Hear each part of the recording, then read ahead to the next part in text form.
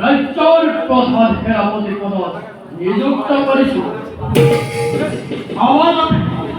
আমার বিরুদ্ধে পূর্বে বিদ্রোহ করিব না।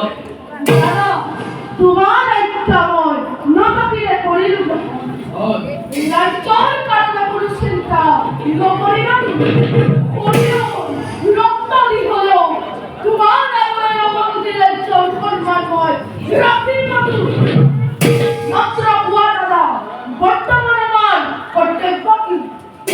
আমার প্রথম কর্তব্য হচ্ছে মর্ত রাজ্য অধিকার করা।